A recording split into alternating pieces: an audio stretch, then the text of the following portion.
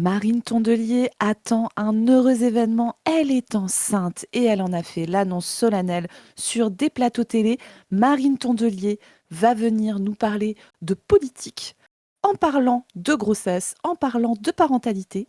Je suis comme un poisson dans l'eau, les amis, car j'aime beaucoup ces thèmes. Et figurez-vous que patatras, je ne suis pas d'accord avec Marine. Et oui, les amis, on va aller clasher Marine sur ce sujet aussi. Et pour ça, j'appelle mon ami Chris. Mais juste avant, je vous laisse admirer ce magnifique nouveau décor de la Pas du Team. Sachez que l'équipe nous tanne depuis des semaines pour qu'on le mette à jour. Et que la répartition du travail sur le travail technique entre moi et les autres membres de la Pas du Team, c'est que je fais littéralement 0% de ce boulot. Et pour ça, j'appelle celui qui s'est fait chier à faire tous les réglages juste avant que nous tournions. J'appelle mon ami Chris. Chris, comment ça va? Est-ce que tu es prêt à ce qu'on te parle du polichinelle dans le tiroir de Marine Tondelier? Bah ouais, je suis prêt à ça parce que là pour le coup, là je peux le dire, le graphique l'avait pas vu venir celle-là. Ça c'est des Non. trucs alors qu'il garde pour lui parce que le graphique il sait tout, il voit tout, voilà. Mais il y a des trucs qui nous envoient des signaux, ça il ne nous l'avait pas dit, voilà. Donc même on l'a vu enfiler des jeans. Alors il y a un moment, il y avait pas de voilà, il y avait pas de signaux ou quoi que ce soit, mais ah si, il y avait quand même peut-être un signal. Elle disait qu'il fallait qu'elle prenne la taille au-dessus. Mais bon, je ne sais pas. Mais voilà. Bon, en tout cas, Marine, on aime bien taper sur Marine Tondelier. Là, on va le faire d'ailleurs, parce qu'on n'est pas d'accord sur Un cette petit peu. proposition. Un petit peu. Mais félicitations. En plus, je crois elle va dire que c'était compliqué. Voilà, donc ça, on est très heureux. Voilà. La vie prime avant tout sur le reste. Et on est très heureux pour Marine Tondelier qui attend cet heureux événement. Nous sommes nous-mêmes parents d'enfants. Voilà. Nous sommes nous-mêmes parents d'enfants. C'est la phrase qui, voilà, en soi, ne veut rien dire. Et on sait que c'est un bonheur. Voilà. Donc, force à tous ceux qui ont envie d'avoir des enfants, qui ont des enfants. Et puis ceux qui ont la difficulté que peut avoir Marine Tondelier. Donc avec elle, on est avec elle, on est content pour elle. Mais il se pourrait que sa vision de la parentalité, du rapport aux femmes à ça, soit pas tout à fait communiste, ce qui serait assez logique avec tout le reste de ce qu'elle nous raconte, Marine Tondelier. Comme d'habitude, avec la majorité des êtres humains, ça se joue juste au marxisme, quoi. Voilà, c'est ça. S'ils avaient ça, ça irait mieux. Mais comme ils l'ont pas, c'est tout pourri. Voilà, Pas grand-chose à l'échelle du savoir humain, le marxisme comme ça, mais à l'échelle de destination de l'histoire, ça fait tout, quoi. Voilà, donc... Parfaitement. Et je me permets de te compléter mon cri sur ce que tu as dit, car on force aussi à tous les gens qui n'ont pas d'enfants, Voilà. par choix ou par contrainte. Et évidemment que accueillir des enfants, c'est du bonheur, c'est machin, c'est tout ce qu'on veut. Moi, je suis de la team qui dit que tout nouvel être humain qui arrive sur cette planète, nous en sommes tous responsables. Tous les adultes sont responsables de tous les enfants de cette planète. Et malheureusement, pour des raisons d'organisation sociale et de choix politiques, avoir des gosses, c'est pas toujours le bonheur aussi, parce qu'on n'est pas très bien organisé pour le faire. Et on va pouvoir parler de tout ça, ça va être bien. J'ai trop hâte, les amis. Let's go. Alors, pour vous mettre un petit peu le contexte, les amis, la vidéo dure une vingtaine de minutes. Elle parle de ce sujet, de la parentalité, de la grossesse, de l'accueil d'un enfant, du lien avec le travail, de manière assez longue sur toute la première partie. Et on a dû choisir, car je vous rappelle qu'à la Pas du Team, 3 minutes d'extrait nous font parler pendant 1 heure et demie. Donc, si nous n'avions pas envie que cette vidéo dure 50 heures, il fallait choisir. Mais je vous le dis, juste avant l'extrait qu'on va commencer à regarder, Marine Tondelier parle de l'infertilité. En fait, elle explique qu'elle a eu un premier enfant qui a aujourd'hui 7 ans et qu'après, ils ont essayé d'avoir un deuxième enfant avec son conjoint, que ça a été très difficile, qu'elle est passée par un parcours de PMA, donc c'est-à-dire de procréation médicalement assistée, que ça a été long, compliqué, les traitements, etc. Et parfaitement, c'est des parcours qui sont vraiment difficiles. Difficile pour les couples hétéros, difficile pour les couples de femmes aussi et pour les femmes seules, car je rappelle que la PMA est aujourd'hui accessible aux femmes en couple avec une autre femme ou aux femmes seules, ce qui n'était pas le cas jusqu'à il y a très peu de temps. Et qu'en fait, même si c'est accessible, ça reste quand même un parcours qui est encore plus compliqué que pour les personnes hétéros. Et en fait, elle explique que après tout ce parcours où ça n'a pas marché, elle est tombée enceinte spontanément à 39 ans. Et donc que c'est un grand bonheur pour elle, etc. Ce que vraiment je comprends tout à fait. Force à elle.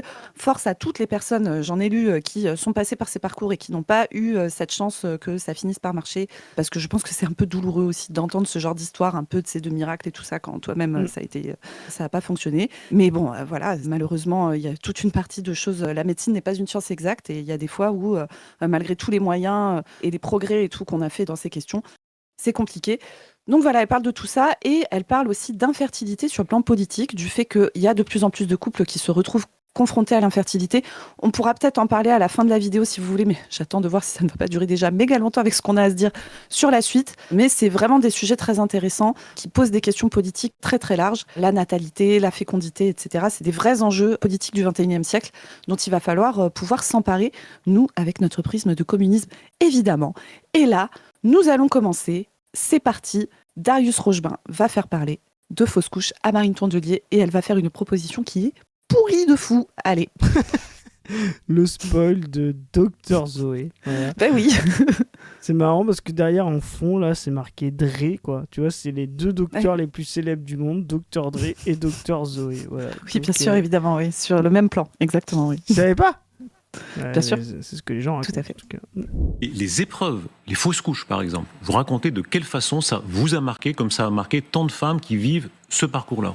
Alors c'est vrai qu'on n'en parle jamais, et donc du coup quand ça nous arrive... Moi déjà je fais une pause, donc ça va durer longtemps, mais il y a un truc. Déjà, je suis peut-être un peu old school là-dessus, mais vraiment, peut-être je suis dans le 20e siècle, mais je trouve que Marine, elle transforme tout en politique. Je sais pas pourquoi elle le fait, je sais pas toi, mais moi ça me pose problème, et je le dis pas parce que c'est elle, mais si c'était quelqu'un d'autre qui venait elle en fait tout de suite un événement politique, alors que pour l'instant ça se voit pas, sa grossesse, ça ne doit pas impacter les échéances, etc.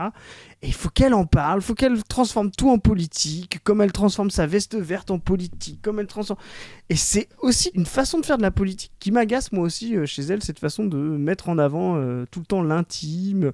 On sait que l'intime est politique, hein, ça je suis assez d'accord, mais est-ce que l'intime est politicien, tu vois ? Est-ce que l'intime doit se politiser sur le plan de la campagne, la stratégie politique, tu vois, pas simplement discuter de comment on s'organise, de la vie, de la politique au sens noble du terme, mais là elle en fait quelque chose dans sa stratégie politique de conquête du pouvoir, quoi, tu vois, donc déjà je trouve ça particulier comme événement. Ouais, après... Là, tu vois, pour le coup, et tu sais bien que je te porte dans mon cœur et pas Marine Tondelier. Mais pour le coup, tu vois, là, ce qu'elle s'apprête à dire, c'est-à-dire personne n'en parle, etc. La vérité, c'est que les questions d'obstétrique, de gynécologie, elles sont hyper importantes. Enfin, je te jure, Chris, si les mecs accouchaient, 1/3 des films représenteraient des gars en train d'accoucher. Ouais, vraiment. Tellement c'est une épreuve de ouf pour le corps, tellement c'est un truc de zinzin ce que tu fais à ce moment-là de ta vie, tu vois. C'est totalement absent des représentations artistiques, etc. Alors, c'est pas totalement absent, il y a des fois où c'est un peu représenté, etc. Mais dans les bouquins, dans les machins, ça n'existe pas, parce que pendant très longtemps, les seules personnes qui pouvaient s'exprimer là-dessus, c'était des mecs. Et donc, effectivement, il y a des trucs qui nous sont centraux dans nos vies, tu vois, dont vont dépendre toute notre organisation de travail, de couple, social, amical, nos choix de boulot, d'horaire de boulot, etc. Enfin, tu vois, c'est vraiment des trucs qui sont constitutifs de nos vies. Et la vérité, c'est que c'est extrêmement absent, vu l'importance, je te jure, Chris, que si les mecs accouchaient, on nous foutrait une tête comme ça. Moi, j'ai souvenir, gamine, d'écouter mon père et ses potes parler encore de leur putain de 3 jours là qu'ils faisaient à l'armée, tu sais, les trucs, le service militaire de l'époque et tout. Genre, c'était le truc de dingo. Bon, ce qui consistait globalement à faire 3 pompes et à fumer des clopes avec tes potes. Hein. Enfin, désolé, mais c'était quand même surtout ça le truc. À te mettre une tête comme ça, du truc de dingue qui venait de vivre et tout. Et moi, de regarder ma daronne qui était à son 4e accouchement et tout, et de dire, en vrai, je pense qu'il y a un peu plus un sujet, mais que par contre, là, c'est interdit de présenter ça, genre, j'ai fait ce truc de zinzin et tout. Enfin bon, bref. Donc voilà. Donc si tu veux, qu'elle utilise ce truc pour en parler. Moi, c'est pas ça qui me gêne en soi. Moi, ce qui me gêne, c'est que derrière, ça va être pour être au service de sa primaire de con, au service de tu vois, elle va beaucoup revendiquer tout le long de cette interview le fait que les écologistes pensent la question parce que tu peux aller allaiter avec ton gosse dans l'hémicycle et tout. Et on va développer après, mais là, c'est le moment où ça me gave. Ouais, non, mais tu vois, moi, je voulais l'exprimer parce que, et tu me le fais comprendre, en fait, c'est parce que les hommes blancs, et puis encore plus éduqués, sont un peu l'individu abstrait par définition, qui peut se permettre de parler de tout, tu vois, qui est un peu central dans nos sociétés, qui est dominant, de fait. Et moi, j'en suis proche sur plein d'aspects. Et là, du coup, tu vois, c'est un sujet sur lequel tu vois, un sujet qui me concerne pas, par définition. Et presque, tu vois, c'est les limites de mes structures mentales. Et en fait, on voit que presque, il faut que je travaille dessus. Tu vois, de se dire, mais attends, mais en fait, si c'est politique, si ça a du sens. Ce que tu me dis là sur le coup des films sur l'accouchement, ça c'est passionnant parce que je vois très bien le truc, dans un monde plus égalitaire ou même dominé plus par la centralité du corps des femmes, tu vois. Il y a un film, je sais pas, j'allais dire, je sais pas, tu vois ce que c'est. Alors, avec Padu, je cite même pas de film. Toi, je sais que t'en connais un peu. Tu vois ce que c'est 127 heures avec James Franco? Ouais. Voilà. donc, le gars qui finit par se couper le bras parce qu'il est coincé, il est coincé dans un rocher. Ouais. C'est ça. Et en fait, tu te dis, moi je me dis en fait, ce que tu viens de me dire. Mais moi je peux te faire un 127 heures, viens avec moi à l'accouchement. Hein. Je peux te le faire. Hein. Mais tu vois, genre en fait, normalement dans un truc de femme, en fait, ça aurait dû être une femme qui s'accouche toute seule. Tu sais, genre voilà, sans péridurale, sans rien. Tu te fais ta césarienne. Et non, pour vivre une épreuve aussi importante pour des hommes, faut que ce soit un gars qui se coupe le bras, etc. Tu vois. Alors qu'en fait, il y a beaucoup plus de chances que des femmes soient obligées, et les douleurs sont peut-être les mêmes, de s'accoucher soi-même si on est tout seul, si voilà, etc., que de se couper le bras coincé dans une falaise, quoi. Donc c'est pour ça que je trouvais que ton idée du film et de la centralité de la masculinité se voit à travers la façon dont on représente la douleur. Et effectivement, c'est souvent des douleurs masculines parce que, en fait, le fait que l'accouchement, l'obstétrique, comme tu dis, soit normal. D'ailleurs, tiens, petite parenthèse, tu sais, quand on a fait le numéro auquel tu as participé là sur l'Empire masculin. L'Empire masculin, excellent numéro de Position Revue que je vous conseille d'aller lire, les amis, si vous le souhaitez. Voilà, il y avait Aurore Cochelin qui avait fait un article justement sur les violences obstétriques et tout. Qui a écrit un très bon livre qui s'appelle La norme gynécologique, que je vous invite à lire, qui est une autrice marxiste.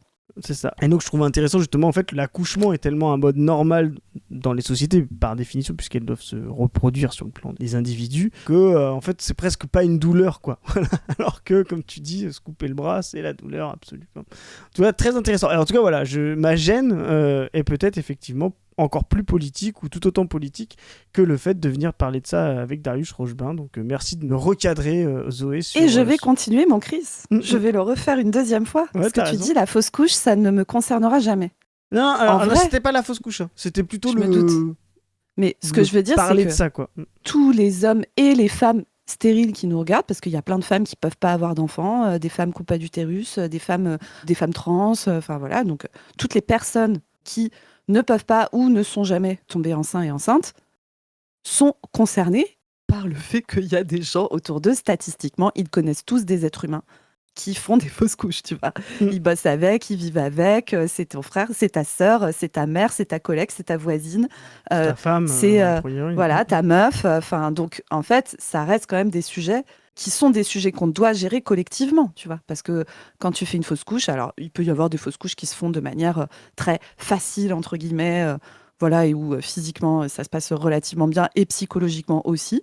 Il y a des fausses couches qui sont hyper mal vécues parce que c'est très violent physiquement ou parce que c'est très violent psychologiquement ou les deux. Et du coup, là, ça se met à concerner tout le monde. Là, pour le coup, les fausses couches, je le dis avec l'expérience personnelle que j'en ai, ça c'est plus facile à partager parce que attendre un enfant, pour le coup, c'est pas un truc féminin, c'est aussi un truc en général à deux, au moins. À deux, quoi. Voilà, donc. Mais pas tout le temps. Non, c'était plutôt le côté. En fait, c'était plutôt le côté de venir parler de soi, quoi. Tu vois ce que je veux dire ? Et effectivement, tu te dis, mais oui, on doit considérer, comment dire, la gestation, pas comme un truc de femme intime, mais comme un problème politique. Donc, bien sûr. Force à Marine de le faire. Contre Chris, et on va voir par contre les propositions là. Ouais. Surtout qu'historiquement, les mecs n'ont jamais eu de difficulté à trouver que la gestation était un truc collectif quand il s'agissait de fournir la chair à canon des travailleurs pour le capitalisme ou de fournir la chair à canon pour la guerre. Hein, donc, voilà.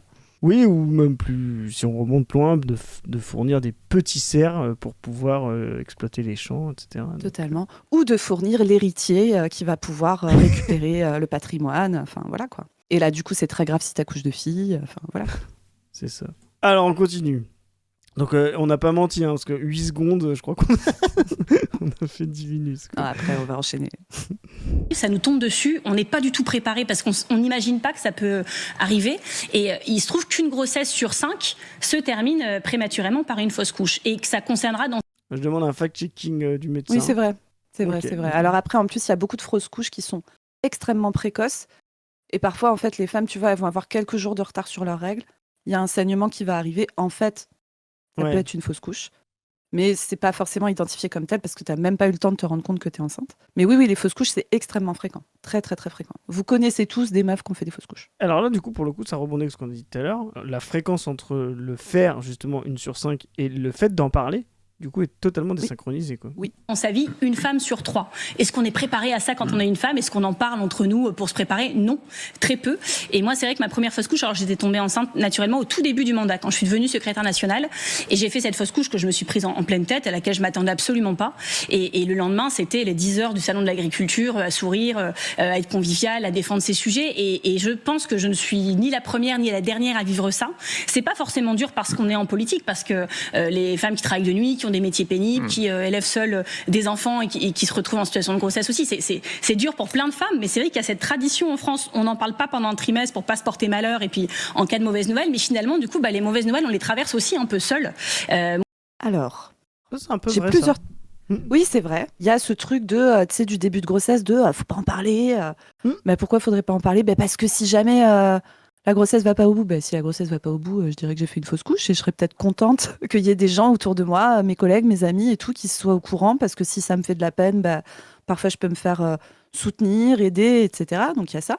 Mais il y a peut-être aussi des gens qui, pour de très très bonnes raisons, n'ont pas envie d'entrer très très vite dans ce moment où tu es en cloque et où la totalité de la planète considère qu'il peut avoir un putain d'avis sur la manière dont tu manges, sur la manière dont tu marches, sur la manière dont tu portes tes courses, sur la manière dont tu travailles, sur la manière dont tu conduis, où c'est absolument insupportable. L'infantilisation des meufs enceintes, c'est juste un enfer. C'est-à-dire que ça y est, quoi, le pays entier, qu'on considère que ton corps ne t'appartient plus. Tu es le corps de la société, tu es en train de faire les petits Français de demain qui vont payer nos retraites. Et donc, tu te dois de répondre de ça. Donc, moi, je peux aussi comprendre qu'il y ait des meufs, elles le gardent pour elles aussi, parce que ça fait 3 mois de mois où on ne casse pas les couilles, quoi. Mais bon, bref. Cette capsule me passionne déjà. Voilà, mais vraiment, ça, c'est vraiment passionnant. Là, c'est l'expérience du conjoint, quoi, tu vois, et Zoé témoigne, je suis des fois voilà, tout le temps intellectualiser les choses, quoi. Voilà, c'est un peu mon truc, quoi.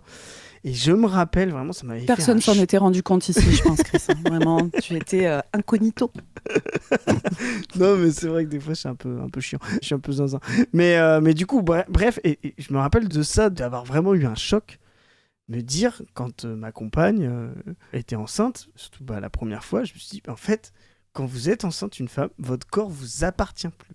Ah ouais. C'est vraiment, vous rentrez dans un truc, mais c'est particulier. Vous voyez, ce que je dis vous appartient plus, c'est on est rentré dans un mode où les gens, leur corps leur appartiennent, on essaye de créer une forme de distance, que ce soit tactile, mais même en termes de langage. Ça se fait pas trop de dire à quelqu'un, tiens, t'as grossi, tiens, t'as pris des kilos, etc. Mais ça se fait encore, malheureusement, mais oui. Ça se fait encore, mais enfin, tu vois, on progresse là-dessus, tu vois. Mais alors, les femmes enceintes, ah bah là c'est mais là c'est open bar. Vous ne vous appartenez plus. Ouais. On te regarde, on dit dis donc.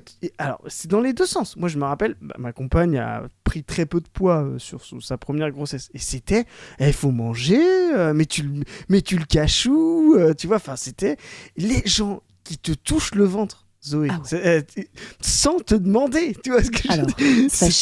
Sachez, les amis, que si un jour vous retrouvez des corps enterrés au fond de mon jardin, c'est le corps des gens qui m'ont touché le ventre quand j'étais enceinte.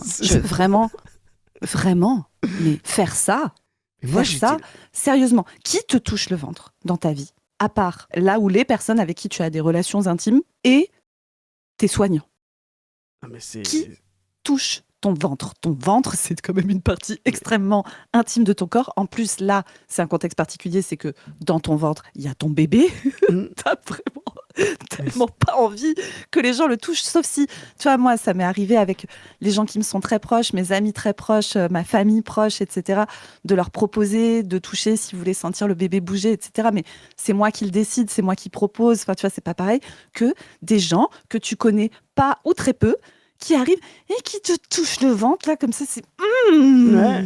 Et ça, je vous jure, je suis vraiment capable de faire du mal physiquement à des gens pour ce genre de truc. Et en plus, ça me rend dingue. Et c'est là où justement tu vois, en plus c'est très il se passe quelque chose avec une femme enceinte, comme je te dis, ça devient un objet social. Au-delà de ça, tu parlais de toucher ou d'interroger le corps, c'est très souvent les femmes qui font ça. Et d'ailleurs, les femmes antérieures, quoi. C'est-à-dire. Pas que. Mais non, oui. Pas que. Non, mais t'es d'accord. C'est plutôt les mères, les tantes, Voilà. Enfin, moi, je l'ai vu. Il y a les hommes qui le font. Hein. Mais vraiment, tu ne t'appartiens plus, quoi. Et là, tout le monde te juge. Parce qu'en fait, comme tu disais tout à l'heure, comme ça devient une expérience un peu fondamental et partagé, c'est-à-dire presque c'est ce qui vous fait femme, tu vois, dans une société patriarcale, tu vois. Toutes les femmes, et les hommes aussi, hein, mais d'une autre manière, tu vois. Tout le monde va se permettre d'avoir un avis sur ce que vous êtes, ce que vous faites, la façon dont vous gérez quand vous êtes une femme enceinte. Vous n'êtes plus un individu avec votre intimité. Moi, ça m'avait vraiment choqué. Et c'est paradoxal parce que ce que dit Marine Tondelier, c'est comme si pendant les 3 mois où t'étais... je sais pas d'ailleurs ce qu'ils ont ces 3 mois-là, tu vois, mais où les fausses couches sont peut-être... C'est le moment. Alors, les grossesses peuvent s'arrêter prématurément au 2e et au 3e trimestre, mais au 1er trimestre, c'est le moment où il y a le plus de grossesses qui s'arrêtent précocement. Mais en fait, c'est une forme de sélection qui est faite par le corps. Tu vois, des embryons qui ont, par exemple, des anomalies génétiques qui sont très importantes et tout, en fait, le fœtus ne peut pas se développer. Et donc, la grossesse va s'arrêter, par exemple. Voilà. Donc, c'est... Voilà. C'est bien foutu. Du coup, voilà, bref. Et donc, c'est marrant, ces trucs-là où, quand t'es pas enceinte, bon, bah, t'es un individu femme, tant mieux, voilà, avec tout ce que ça comporte encore de violence. Quand t'es dans les 3 mois, ce qu'a raconte Marine Tondelier, elle a raison. T'en parles pas, tu sais pas. Parce qu'en fait, c'est comme si t'es une pré-femme enceinte, tu vois ce que je veux dire, tu vois. Et une fois que tu commences à l'annoncer à tout le monde, alors là, ça y est, tu t'appartiens plus. Tout le monde te touche, tout le monde touche ton corps, tout le monde dit « Eh bah dis donc, tu bosses encore hein. Ah non, mais là, faut que tu t'arrêtes. » Mais vraiment des trucs, tout le monde a un avis sur ce que tu fais pendant les 6 derniers mois, quoi. C'est assez fou, quoi. Ouais. Mais tu vois, pour revenir sur ce qu'elle disait, donc il y a ce côté-là, tu vois, du 1er trimestre et tout, le dire, pas le dire et tout ça. Mais après, tu vois, elle raconte comment elle va au salon de l'agriculture le lendemain de sa fausse couche et qu'il faut sourire et qu'il faut faire bonne figure alors que ça se trouve t'es triste et puis t'as peut-être mal et puis peut-être que tu saignes encore et tout ça. Enfin voilà, c'est pas facile quoi. Et en fait, je comprends ce qu'elle veut dire là-dedans, mais en fait, moi, ce qui me gêne, c'est que là, ce dont elle parle, c'est un truc dont beaucoup de gens font l'expérience hors contexte de fausse couche. C'est ça, moi, c'est que là, en fait, on parle de problèmes de santé, de comment la santé va venir interférer dans ta vie sociale, dans ta vie professionnelle, etc. Il y a plein de gens, je sais pas, quelqu'un qui a une maladie de Crohn, par exemple. Alors, la maladie de Crohn, pour ceux qui savent pas, c'est une maladie qui est relativement fréquente. Alors, c'est pas non plus une personne sur 2 qui l'a, mais statistiquement, vous connaissez quelqu'un ou vous connaissez quelqu'un qui connaît quelqu'un qui a ça, en gros. Et c'est une maladie auto-immune du tube digestif. Et ça se manifeste notamment, alors ça évolue par poussée, comme beaucoup de maladies auto-immunes, c'est-à-dire qu'il y a des moments où ça va mieux, puis il y a des moments où en gros votre système immunitaire flambe et se met à attaquer votre tube digestif, je simplifie un peu, mais en gros c'est ça. Et donc aujourd'hui il y a des traitements de fond qu'on peut prendre qui permettent de calmer la maladie, soit de la rendre totalement silencieuse, soit de la contrôler un peu, et il y a malheureusement des gens pour qui ces traitements fonctionnent moins bien, ça dépend beaucoup. La maladie de Crohn, les symptômes principaux, c'est des douleurs abdominales très importantes parce que ça crée des ulcères en fait dans la paroi du tube digestif, dans l'intestin grêle, dans le côlon, etc. Donc des plaies, ça peut donner donc du sang dans les selles et ça peut donner des diarrhées très très très importantes. Et donc en fait, il y a peut-être des gens au salon de l'agriculture qui ont une maladie de Crohn et qui sont en pleine poussée et qui sont là à se poser la question de est-ce que j'ai assez aux chiottes ou pas ? Parce que potentiellement, tu as 15 diarrhées sanglantes par jour. Désolée, je parle un peu cru.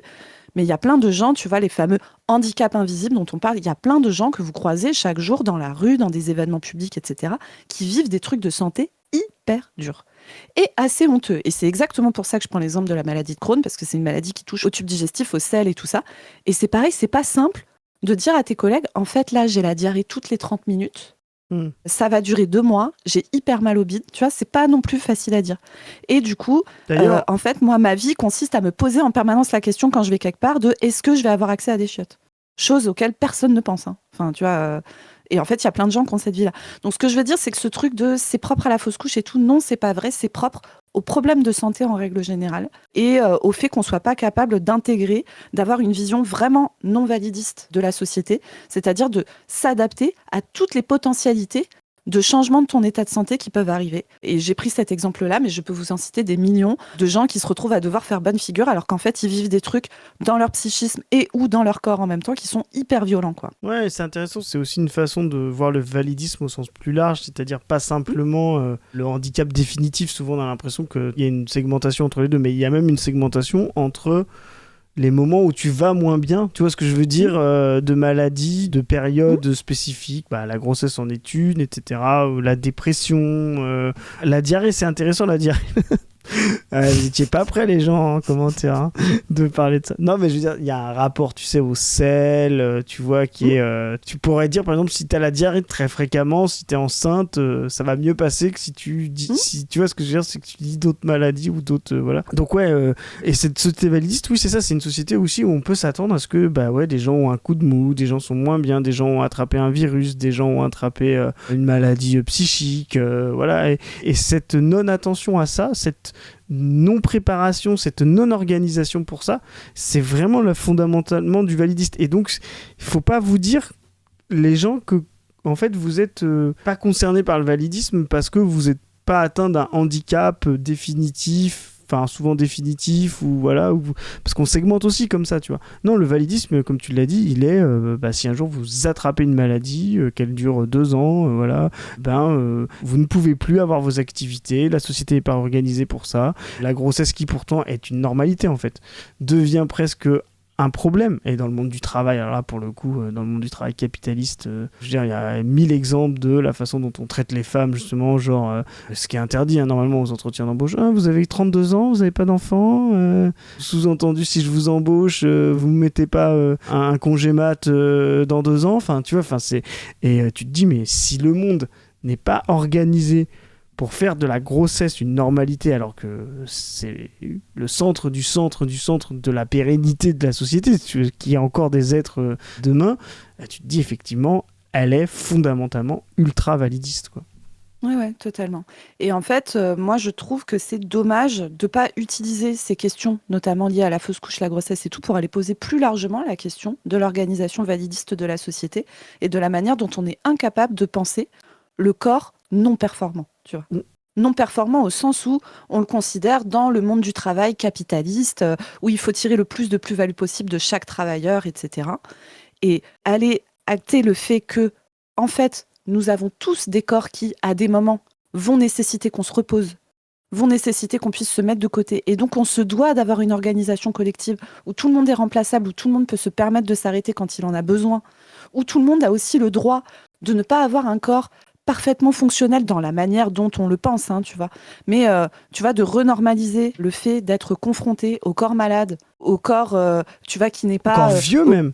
Ouais, tu vois, enfin vraiment, tu vois, les maladies de peau, par exemple, les gens qui ont du psoriasis, qui nous regardent, le psoriasis, c'est une maladie qui est extrêmement fréquente, hein, c'est, je sais plus la prévalence, mais je crois que c'est 3-4% de la population, enfin c'est vraiment beaucoup de gens. Psoriasis, donc vous savez sûrement ce que c'est une maladie qui donne des plaques. Alors il peut y avoir d'autres atteintes que la peau, mais parlons du psoriasis sur la peau qui est le plus fréquent, une maladie qui donne des plaques, qui se voient pas mal. Alors souvent c'est sur les zones d'extension des membres, donc ça peut être au coude, ça peut être au genou, mais en fait on peut en avoir partout, on peut en avoir sur le visage, etc., le cuir chevelu et tout ça. Et les maladies de peau, il y a toujours un espèce de côté, genre c'est sale, ton corps est sale, etc. Et les gens qui ont du psoriasis important, c'est des vrais trucs qui ont des impacts sur leur vie professionnelle, sur leur vie amicale, sur leur vie conjugale, etc. Parce qu'on est dans un truc de surnormalisation des corps et de une manière d'organiser la société, la gestion de la maladie, tu vois, le fait que la gestion des personnes malades, le soin porté à nos proches malades, etc., se fasse dans des structures spécifiques pour ça, avec des gens professionnels de ça, qui sont les seuls qui doivent se coltiner ça. En général, c'est des meufs, hein, les aides-soignantes, etc. Et tout le reste de la société, ça ne le concerne pas. Ça pose la question de la division du travail. Hein. Nous, les marxistes, c'est quelque chose qu'on interroge très régulièrement. Il y a vraiment toutes ces questions-là qui sont posées derrière. Et je trouve ça dommage que quand Marine Tondelier vient amener ces questions-là, ça ne permette pas, si on veut vraiment réfléchir politiquement là-dessus, on est obligé d'ouvrir le débat beaucoup plus largement sur la maladie en général. Et vous allez voir, après, on va parler de congé fausse couche et c'est le moment où je vais péter un plomb. Mais oui, tu as raison de parler de performance, mais c'est vraiment ça, tu vois, le capitalisme a vraiment créé, par le travail abstrait, un rapport au corps, à la fonctionnalité d'être capable de faire du travail, de ne pas s'arrêter un certain nombre de temps, de délivrer un certain nombre de tâches par heure, etc. Et donc, comme tu dis, il va éliminer les femmes, il va éliminer les gens malades, il va éliminer les gens handicapés, il va éliminer les vieux, etc. Enfin, vraiment, c'est vraiment une société centrée sur la fonctionnalité de produire du travail, quoi. Et parce que, qu'est-ce que c'est à la fin ? C'est la chose qui a été quantifiée. Normalement, tout le monde peut participer.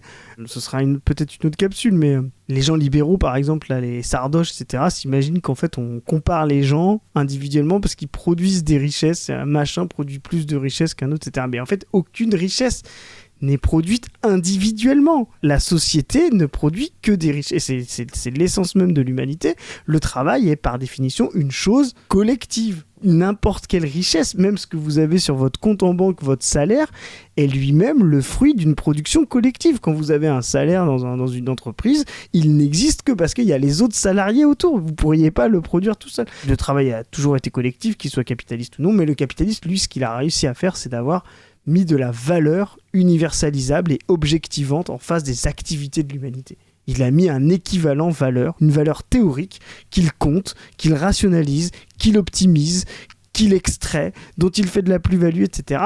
Et c'est pour ça qu'il normalise la façon dont on pense le corps, son activité, son énergie, son dynamisme, etc. C'est vraiment fondamental. Et là, pour le coup, des fois, on se moque de Marine Tondelier en disant qu'elle n'est pas assez anticapitaliste, mais là, elle ne voit pas à quel point tout ça, c'est du capitalisme renfermé sur soi. On est au cœur même du centre du capitalisme dans ce qu'elle parle, beaucoup plus que quand elle parle de flux, d'écologie, etc. Là, on est vraiment au centre du capitalisme parce qu'on est la façon dont on se représente l'activité des individus, et cette activité, elle est normalisée par le fait de faire de la valeur, quoi. Moi, c'est un choix qui m'allait bien. Je dis pas que j'aurais préféré que tout le monde soit au courant et suive ça, mais c'est vrai que ça bouleverse parce que c'est très peu présent dans le débat politique. Et je me rappelle un moment qui m'avait réconfortée, c'est que Marie-Charlotte Garin, députée écologiste, avait déposé peu de temps après une proposition de loi pour un congé fausse couche pour les femmes qui subissent. Ça, c'est ton truc préféré, ça. Ça y est, là, c'est le moment où je pète un câble. Bonjour, si vous n'étiez pas au courant, je fais mon coming out. Je pense que le congé menstruel et le congé fausse couche, c'est de la grosse merde. Mais genre vraiment. Je m'explique. Le congé menstruel, le congé fausse couche, le fait d'avoir besoin de s'arrêter à un moment parce que ta santé physique, psychique, etc. ne te permet pas de continuer à travailler tel que tu es censé travailler au rythme où on te le demande, avec les horaires où on te le demande, etc. Ça doit déjà exister. Ça s'appelle un arrêt de travail. Et je ne vois pas pourquoi, parce que là, l'objectif, tu vois, sur ces congés-là, menstruels, fausse couche, etc., c'est la possibilité de faire des arrêts de travail comme il devrait être fait pour tous les arrêts de travail. Un arrêt de travail, normalement, ma take ici, notre take ici, c'est on doit pouvoir s'arrêter seul pour des temps courts. Je vous refais le speech, désolé, mais il y a plein de choses sur lesquelles vous n'avez pas besoin de médecin pour vous diagnostiquer et pour vous traiter.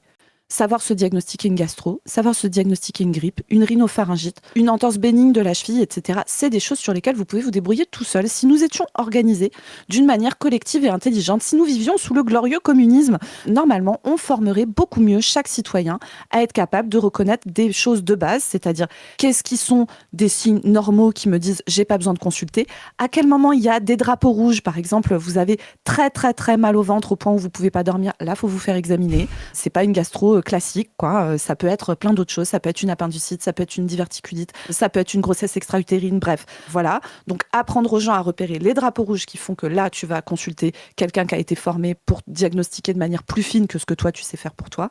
Et pour tout le reste, tu t'arrêtes tout seul quand c'est pour des arrêts courts. Alors, il faudrait qu'on fixe un truc. Est-ce que c'est 5 jours, 10 jours, 15 jours par an? Il y a plein de pays dans lesquels on fait ça. Au Portugal, par exemple, ils font ça. Ça se passe très bien, d'accord? Les gens ne se mettent pas tout d'un coup à tout s'arrêter et tout ça. C'est pas vrai. C'est pas comme ça que ça se passe. L'immense majorité des gens va travailler parce qu'ils aiment bien leur boulot, parce qu'ils savent qu'il faut qu'ils aillent bosser, parce que s'ils vont bosser, ça fout les collègues dans la merde, etc. Enfin voilà, la majorité des gens sont comme ça. Et s'il y a des gens qui n'ont pas du tout envie de travailler, il faut peut-être se poser la question de comment ça se passe dans leur boulot et comment on fait pour leur créer des conditions de travail qui leur donnent pas envie de rester au fond du lit plutôt que de sortir et de faire une tâche collective dans laquelle on se réalise collectivement, on fait un truc tous ensemble qui est utile pour tout le monde, etc. Ça, c'est une chose. Donc ça, c'est sur le côté s'arrêter tout seul. Et je vous rappelle que ce serait une excellente solution à la désertification médicale, car nous sortons de l'hiver actuellement. Perso, j'ai passé un énorme hiver de merde dans mon cabinet médical, voilà. Vraiment, avec des journées où j'ai taffé 15 heures par jour, c'était l'enfer, c'est encore un peu le cas. Et trouve le temps de faire des capsules pour la pâte J'en ai pas beaucoup, mais j'en trouve un peu quand il faut.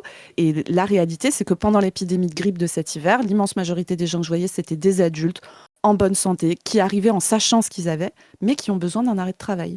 Alors qu'ils savent que la grippe, ça se traite en prenant éventuellement du paracétamol pour gérer la fièvre et les douleurs, en buvant beaucoup d'eau et en se reposant. C'est comme ça qu'on traite la grippe. Je ne parle pas de cas particuliers de gens qui ont des facteurs de risque importants ou qui font des complications, mais dans l'immense majorité des cas, c'est ça. Ils n'ont pas besoin de moi, ni pour les diagnostiquer, ni pour les traiter, mais ils ont besoin de prendre un rendez-vous pour avoir un putain d'arrêt de travail. Moi, ça me prend 20 à 25% de mes créneaux. C'est des créneaux que je pourrais libérer pour faire des choses où là, je suis vraiment absolument nécessaire. Gérer mes patients polypathologiques, faire des accompagnements de fin de vie à domicile, faire du suivi pédiatrique auprès de petits bébés qui ont des jeunes parents qui ont beaucoup de questions sur plein de choses différentes. Là, je suis vraiment utile sur délivrer des arrêts de travail à la chaîne comme ça, toutes les 10 minutes, là, parce qu'il y a beaucoup trop de monde et il faut que j'intercale des gens et tout ça, mais c'est n'importe quoi comme organisation. Donc, laissons les gens s'arrêter tout seuls. Ça, c'est la première chose. Deuxième chose, il ne faut pas de jours de carence sur les arrêts de travail. Comme vous le savez, je suis une grande fan des rapports de l'IGAS, de l'INSEE, de l'adresse, etc. L'adresse a sorti un excellent rapport il y a maintenant une dizaine d'années, un rapport sur l'impact de l'augmentation des jours de carence sur les arrêts de travail. Figurez-vous que quand vous augmentez les jours de carence, donc les jours de carence, c'est le fait de ne pas être payé sur les premiers jours de votre arrêt. Vous perdez du salaire. L'effet que ça a, c'est que les gens s'arrêtent moins, alors qu'ils auraient besoin de s'arrêter. Je rappelle que aller bosser avec la grippe, quand vous êtes ATSEM dans une école, c'est le risque de filer la grippe à 20 mômes qui eux-mêmes vont filer la grippe à leurs parents, à leurs grands-parents, qui eux-mêmes vont filer la grippe à leurs collègues. C'est une organisation sociale complètement débile, d'accord ? C'est vraiment n'importe quoi. Il vaut mieux s'arrêter quelques jours. Sauf que quand vous êtes ATSEM, vous êtes payé 1400 balles. Si vous prenez 3 jours de carence, alors les ATSEM, c'est la fonction publique territoriale, donc c'est un peu moins de ça. Mais en fait, même perdre un jour sur des petits salaires, c'est extrêmement compliqué à encaisser. Et donc, les gens, au final, l'effet que ça a, et ça, c'est l'adresse qui l'a calculé, c'est pas que les gens s'arrêtent moins. Les gens s'arrêtent moins fréquemment, mais quand ils s'arrêtent beaucoup plus longtemps. Et à la fin, ça coûte plus cher. C'est-à-dire que moi, je suis communiste, je suis pas dans un truc où je réfléchis à gna, ça coûte plus cher et tout. En fait, on part des besoins et on met les ressources nécessaires pour combler les besoins qu'on a. On a largement les moyens de faire ça. Mais même si vous vous mettez dans la tête de Pierre Moscovici, Parti socialiste, qui avait proposé 8 jours de carence, président de la Cour des avec la Cour des comptes. Un homme de gauche. Oui. Si vous êtes Pierre Moscovici et que vous voulez faire des économies, je sais pas quoi, nanana, même dans votre état mental à vous, c'est complètement débile les jours de carence. Ça a un effet délétère sur la santé publique, délétère pour la santé individuelle des gens, et au final, les gens finissent par s'arrêter plus longtemps. Moi, il y a plein de gens qui travaillent avec leur corps, qui sont manutentionnaires, etc., qui ont des douleurs articulaires, sur des tendinites débutantes. Si vous vous arrêtez un petit peu, la tendinite se résorbe. Si par contre vous poussez jusqu'au moment où vous n'en pouvez plus, et ben là potentiellement on est sur des trucs où il faut s'arrêter des mois, il faut se faire opérer, parfois on récupère jamais, parfois on peut jamais retrouver son boulot. Donc c'est complètement débile. Et donc là, moi quand on vient me parler de congé fausse couche, ça me fait péter un câble parce qu'en fait, là ce sur quoi il faudrait se battre, c'est sur le droit universel à des arrêts de travail qui soient correctement indemnisés, 100 jours de carence, avec une possibilité d'avoir accès à des soignants si c'est nécessaire, avec une possibilité de s'arrêter seul si c'est possible. Ça, c'est une vraie mesure de gauche. Parce que pourquoi on ferait un congé fausse couche ? Alors moi, je suis d'accord que évidemment, il faut s'arrêter quand tu as une fausse couche et que tu n'as pas envie ou pas la possibilité physique, psychique et tout ça d'aller au travail. Mais en fait, il y a des gens, ils sont migraineux. Ils font des crises de migraine 4 fois par mois, ils ont super mal, ils sont dans le noir, c'est l'enfer et tout. Pourquoi eux, ils n'auraient pas droit à un congé où il n'y a pas de jour de carence et où on leur garantit leur droit de pouvoir retourner au travail après ? Pourquoi on ne fait pas ça pour les gens qui ont des poussées de maladie de Crohn ? Pourquoi on ne fait pas ça pour les gens qui ont un cancer du poumon ? Pourquoi on ne fait pas ça pour Je peux continuer. Alors, il se trouve que quand vous êtes arrêté dans le cadre d'une ALD, ça enlève le jour de carence, c'est une des particularités. Mais en fait, même, vous faites une entorse de cheville, vous êtes maçon, mais vous ne pouvez pas aller bosser.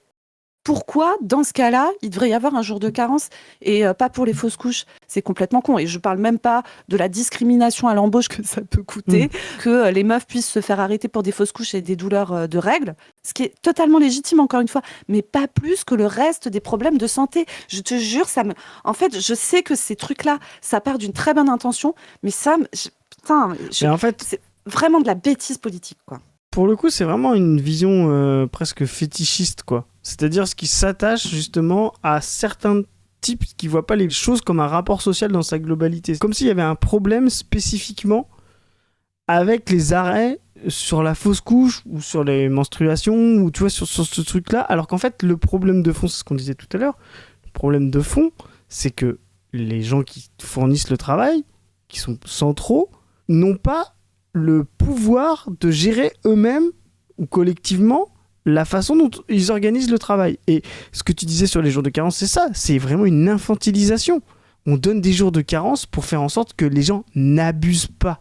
Tu sais, c'est genre, si on laisse les gens pouvoir s'arrêter très vite, alors en fait, ils vont s'arrêter tous les 2 jours, etc., puis ils seront quand même payés, puis du coup, ils vont se mettre en arrêt maladie tout le temps.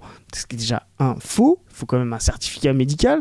Alors, je sais que tous les médecins font des faux certificats, voilà. Oui, bien sûr, évidemment. C'est connu, quoi, tu vois, mais voilà. Donc déjà, comme tu dis, on ne décide pas de s'arrêter tout seul, parce qu'il y a cette phrase, moi je suis souvent repris par mon ami Zoé qui me dit non, non, non, non, non, non. Elle fait comme ça, là, comme le même. Tu ne t'es pas mis en arrêt, Chris. Je me suis mis en arrêt, il s'est mis en arrêt. Non, c'est un médecin qui a décidé que tu devais être arrêté dans la manière dont on fonctionne. Moi, j'adorerais que les gens puissent se mettre en arrêt eux-mêmes. C'est ça. J'adorerais ça. Mais c'est un abus de langage et c'est une manière de faire porter la culpabilité. Parce qu'en fait, ce qu'il y a derrière, c'est ça. C'est que l'arrêt de travail, c'est pas bien. Alors que, comme je vous l'ai expliqué, l'arrêt de travail, en fait, c'est un signe de bonne santé de société qu'on ait la possibilité d'avoir des arrêts de travail. C'est mieux d'une société où on s'organise pour qu'il y ait des arrêts de travail.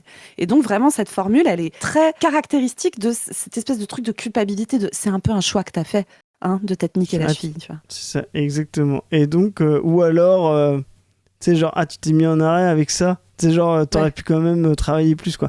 Et justement, et ça c'est vraiment, en fait, on dénie cette liberté, cette autonomie aux travailleurs. Et c'est vraiment un pouvoir, c'est une infantilisation. Et en fait, effectivement, comme tu dis, une fois que cette autonomie-là, elle est donnée, ça, c'est le fond du rapport social, c'est-à-dire passer de l'hétéronomie, la domination, la soumission au patron, la subordination. Après, qu'ils s'en a à foutre, ça peut être menstruel, ça peut être une grippe, ça peut être une diarrhée, ça peut être un lendemain de cuite, ça arrive aussi. Une dépression, voilà, de une dépression, l'anxiété, etc. Et puis tu t'organises, voilà, tu gères, voilà. Et à la fin, les gens, ils vont pas abuser. Enfin, je veux dire, il y a personne qui, si demain, on leur laisse les carences, viendront une fois sur 2 au travail. De toute façon, avant d'être, repris par le patron ou quoi qu'est-ce, c'est leurs collègues qui vont leur dire bon, attends, t'as des problèmes en ce moment, tu veux qu'on en parle, comment ça se fait que t'es tout le temps absent? Bah oui, parce que le travail, il est collectif, quoi. Voilà, mais cette autonomie, cette gestion-là, elle est refusée, et en plus, effectivement, quand elle est accordée que quelques fois, où tu vois, au bout d'un certain temps ou d'un certain moment, de pouvoir s'arrêter, le travail est tellement dur, le travail est tellement rendu détestable par les capitalistes qui surexploitent, effectivement, dès qu'on vous laisse un peu de liberté, oui, vous la prenez, parce que vous savez pas quand est-ce qu'on va vous la reprendre, quoi. Tu vois, c'est ça aussi. S'il y a effectivement des abus, c'est souvent une toute petite compensation par rapport à l'abus généralisé que la bourgeoisie fait payer sur les travailleurs au quotidien. Voilà. Quand à un moment donné, il y a des gens qui vont dire « Ah, mais machin, il s'est fait licencier parce qu'il a pris une ramette de papier A4. » Tu vois, voilà. C'est un gars ça fait 20 ans qu'il turbine, il demande une augmentation, il a rien, et oui, effectivement, il a pris une ramette de papier A4 parce que ses enfants, ils avaient besoin d'imprimer leur TPE en première, et que à 1500 balles par mois, ils galèrent. Voilà. Et on va lui dire « Ah, t'es un voleur, toi. » Non, le voleur, c'est le patron qui lui a extorqué l'équivalent de 2 smirmorques de papier A4 dans ce qu'il a produit comme valeur et qu'on ne lui a pas rendu. Et c'est ça qu'il faut faire comprendre. Voilà. Il n'y a jamais d'abus des travailleurs. Voilà. Il n'y a jamais d'abus des travailleurs. Ils ne pourront jamais reprendre tout ce qu'on abuse sur eux, toute la valeur qu'on abuse sur eux, qu'elle soit en argent ou en temps. La seule manière de leur reprendre, c'est le communisme. On y travaille. Et je le redis, je suis médecin généraliste. Donc littéralement, je suis en première ligne pour arrêter des gens. L'immense majorité des arrêts de travail sont signés par des médecins généralistes, même s'il peut y avoir des spécialistes qui en signent, d'autres spécialités que la médecine générale. Moi, je l'ai déjà dit plein de fois, je le redis, la majorité des arrêts que je propose sont refusés par mes patients. C'est-à-dire qu'on est à l'antipode de ce qui est raconté dans le fait que les gens s'arrêtent trop, etc. Aussi pour les carences, C'est faux. Et il y a 3 raisons. Moi, j'ai identifié 3 raisons. Première raison, la perte de salaire sur les jours de carence. Deuxième raison, la honte de s'arrêter. Et ça, c'est hyper important. Le truc de « c'est la honte, je suis une feignasse, gna gna gna gna gna ». Et c'est comme ça que des mecs se retrouvent avec les épaules littéralement niquées parce qu'ils n'ont pas voulu s'arrêter, parce qu'ils avaient honte, etc. Parce que, en plus, dans des métiers, tu sais, manuels, très masculins, il y a vraiment un enjeu à pas te plaindre, à pas parler de tes douleurs, etc. Et du coup, moi, j'ai plein de mecs qui sont maçons, qui sont ouvriers d'abattoir, etc., qui à 40 ans sont niqués. Mais quand je vous dis niqués, c'est des mecs qui ont tous les tendons de l'épaule rompus, qui ont déjà été opérés, où ils n'arrivent pas à récupérer. Ils ne pourront plus jamais se coiffer de leur vie. Ils ne peuvent plus lever le bras. Enfin, faut mesurer le niveau de handicap que c'est. En plus, pour des hommes pour qui tu vas travailler avec son corps, etc. Parfois, c'était des choses qui leur plaisent aussi. Tu vois, il y a plein de gars dans le bâtiment, ils aiment bien leur boulot, quoi. Et c'est un vrai crève-cœur de plus pouvoir le faire ensuite. Donc, il y a des enjeux majeurs à sortir de ce truc de la culpabilité de l'arrêt de travail. Il faut se dire bravo, camarade, de t'être arrêté parce que tu en avais besoin. Voilà quel est le discours qui doit être tenu. Et dernière chose très importante, et ça tu l'as évoqué tout à l'heure, c'est que nous travaillons en grande majorité dans des collectifs de travail dégradés parce que le capitalisme est en crise et qu'on travaille dans le privé ou qu'on travaille dans le public, ça serre la vis, ça essaye de tirer, de presser au maximum les travailleurs.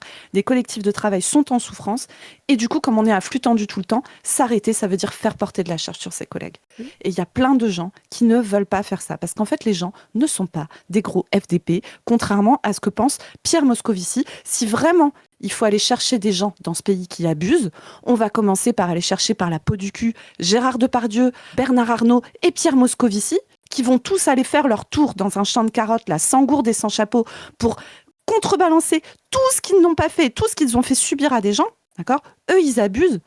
Tout le reste, mais foutez-leur la paix, putain. Et j'ai même envie de dire que même dans les champs, Gérard Depardieu aura droit à un arrêt de travail si jamais il a la diarrhée. C'est ça. En plus, vu ce qu'il bouffe, ça doit arriver souvent.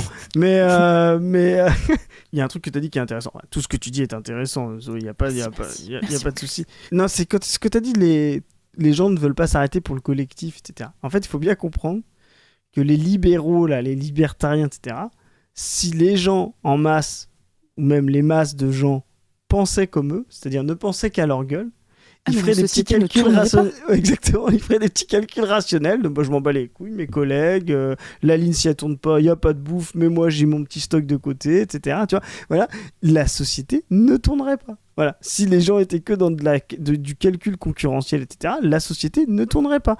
Quand les gens, c'est les pires libéraux qui disent « Ah ouais, mais il y a des gens, ils comparent entre le chômage ou le travail, ce qui rapporte le plus, et ils font le choix du chômage. » Bah oui, ils sont rationnels, ils sont homo economicus, comme soi-disant, vous devriez l'être, quoi. C'est-à-dire, ils regardent, ils disent bah, « ça, je peux avoir, etc. » Mais en fait, la vérité, c'est que les gens ne font pas ça. Voilà. Les gens, en fait, sont majoritairement solidaires, se font chier parce qu'ils ont un rapport beaucoup moins fétichiste aux choses. Ils savent que dans la réalité, quand on ne travaille pas, c'est-à-dire quand on ne produit pas collectivement, quand on ne s'organise pas pour faire des choses, et faire des choses, c'est du produit, du service, voilà, de la bouffe, etc. Le monde n'existe pas. Voilà.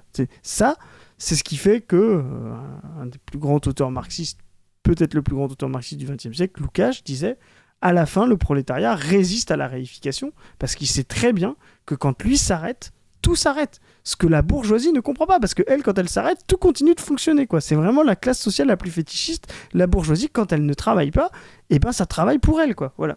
C'est une fausse couche qu'elle puisse avoir droit à un congé. Alors moi, je n'y aurais pas eu droit parce que je ne suis pas salariée, mais je me suis dit, je suis fière que mon parti politique mette ce sujet à l'agenda. Il y a plein de femmes ça aussi, en fait, que ça va protéger et à qui ça fera du bien. Ça aussi, Marine, tu considères ça comme un état de fait. En fait, voilà, les arrêts de travail, ça va rester de la merde, donc on va faire des petits îlots ou des trucs très spécifiques où d'un coup, ça va être un peu moins de la merde. Et on va continuer à accepter qu'il y a une partie des gens qui n'y ont pas accès, ceux qui ne sont pas sous le régime salarié, etc. Et alors là, vraiment, c'est là qu'on revoit la baisse du statut d'auto-entrepreneur, notamment. Alors Marine, je ne sais pas quel statut elle a, je pense qu'elle est moins mal lotie qu'un chauffeur Uber, a priori ça va mieux. Mais en fait, là aussi, l'enjeu majeur, Marine Tondelier, c'est l'universalité des droits. L'universalité du droit de pouvoir continuer à avoir accès à ses moyens de subsistance, accès à un logement, accès à de la nourriture, etc. Même si tu n'es pas en état de travailler, en fait. Mais quelle dinguerie, putain. Mais c'est ça qui est intéressant parce que ça me rappelle une capsule qu'on a fait avec Padu où elle parlait, tu sais, de blocage des prix, là. Et en fait, elle était contre le blocage des prix. Elle disait non, mais en fait, il faut donner des chèques spéciaux à ceux qui n'ont pas trop d'argent parce que les riches, eux, ils peuvent quand même se payer du gasoil. Mais vraiment, c'est ne pas comprendre, voilà, le rapport social qu'il y a derrière, c'est il y a des pauvres, on les aide, il y a des femmes, on les aide, mais on les laisse dans une condition spécifique parce qu'on leur donne des droits particuliers. Et on va vers un nouveau féodalisme, c'est-à-dire on sort de l'universalité du droit, on va vers du droit particulier. et qui en fait va enfermer des gens dans des catégories. Enfermer des gens dans des catégories femmes, enfermer des gens dans des catégories pauvres. Alors on va leur donner tout le respect symbolique, tu vois, parce que en fait, quand tu fais ressurgir le droit particulier, tu fais ressurgir une forme de néo-féodalisme, tu vois, avec effectivement une considération particulière, tu vois, et une forme de corporatisme. Et ce mode-là de gestion spécifique, qu'est-ce que c'est à la fin, Zoé ? On va retomber sur nos pattes, à la patte du team. C'est la gestion de la pénurie. Voilà, à la fin, il n'y en a pas assez pour tout le monde, donc on va rationner, on va en mettre un peu là, etc. On ne pense pas l'universalité, l'égalité des gens dans leur abstraction complète, etc. On va enfermer des gens dans des statuts. Effectivement, en les enfermant dans ce statut, on va leur donner une considération particulière. Tu vois, et vraiment, Europe Écologie, c'est vraiment ça. On enferme les gens dans les statuts de précarité, on leur donne une considération particulière, tu sais, ils avaient parlé d'anti-pauvrophobie, voilà, tu sais, voilà, et on leur donne des petits chèques à eux, voilà, vous êtes pauvres, mais en fait, on va quand même vous aider un petit peu, puis on va empêcher les gens de se moquer de vous, mais vous êtes enfermés là-dedans, voilà. Et les femmes, ça va être pareil, voilà. Vous êtes femmes, on va vous enfermer avec votre congé menstruel, etc. Et à un moment donné, vous serez obligé de dire « Ah non, mais en fait, j'ai mes règles », pour pouvoir vous arrêter, alors que comme tu disais, ça se trouve vous avez juste la maladie de Crohn et vous avez la diarrhée, mais ça ne pourrait pas faire passer dans le congé spécial, alors du coup, voilà, vraiment, et on vous obligera à utiliser votre statut de femme dans lequel vous êtes enfermé pour pouvoir vous arrêter un jour où vous êtes indisposé et qui n'est pas rattaché à vos ovaires, quoi. Tu vois, vraiment, c'est une violence, en fait. À la fin, ça se veut gentil, mais c'est une violence qui vous enferme dans le symbolique, dans le particulier, quoi. C'est la définition même de l'enfer pavé de bonnes intentions, clairement. Exactement. Taillé dans Elle, je recommande la lecture, ce que ça représente, les bonnes, les mauvaises nouvelles. Ça rappellera des nouvelles à beaucoup de gens, tous les couples, les tests de grossesse. Alors je sais pas si ça existe encore, moi je me rappelle la croix, où on louche sur la croix parce qu'on se dit mais ça, c'est pas très bien si c'est bon. Darius, il a fait lui-même pipi sur le test, quoi, on dirait, quand il le raconte, quoi. Mais... Force à toi, Darius. Ça marche pas pour toi, Darius, hein. Même si ta femme voilà, même si tu cherches à avoir un enfant, ça va pas marcher. Ça. Maintenant, c'est les bateaux. Si Darius est un mec trans. Voilà. Si Darius est un mec trans et qu'il a conservé son utérus et tout, il peut être enceint. Let's go, Darius. Prouve-moi le contraire. C'est vrai que quand j'ai pas osé le faire moi au début, je me disais c'est impossible. Attendez, ça fait des années qu'on a essuyé tous les échecs possibles, toutes les procédures possibles, c'est impossible. Et donc je tarde, puis même là-dessus, elle est pas dans l'univers des possibles communistes, voilà. Elle n'est pas dans l'abondance voilà. Des fœtus. C'est ça. C'est une petite boutade, Marine. Ne le prends pas mal. Fini par le faire, et là c'est vrai que c'était un choc, mais c'est une très bonne nouvelle. Mais en même temps, quand vous avez eu beaucoup d'échecs, vous vous dites bon, c'est une bonne nouvelle pour combien de temps, ça vous met dans une angoisse. Et puis surtout, il y avait la présidentielle qui avait commencé, j'étais désignée par mon parti, je me suis... Oui, elle va s'appeler ce bébé, on va l'appeler Noisette, jusqu'à ce qu'il... Je me suis dit, je vais mettre tout le monde dans l'embarras, comment on va faire ? Et mon conjoint a été incroyable, comme je pense le sont beaucoup de conjoints aussi, heureusement. Pas tous, mais beaucoup. Et il m'a dit, non mais on va toujours trouver. Ça dépend. Les mecs de meufs enceintes sont pas toujours hyper cool. Non, disons les choses. Des solutions, ne t'inquiète pas, voilà. Et c'est vrai que j'en ai parlé avec beaucoup de copines féministes pour préparer cet entretien, et toutes m'ont dit mais à aucun moment excuse-toi. Il n'y a pas de scénario où tu dois dire je suis candidate à la présidentielle donc je peux pas avoir d'enfant maintenant, et aucun scénario où tu dois dire comme je suis enceinte, je ne peux pas être candidate à la présidentielle. Le combat politique s'arrête parce que ce serait trop compliqué. En fait, être enceinte. Moi je suis sûr, elle kiffe en vrai.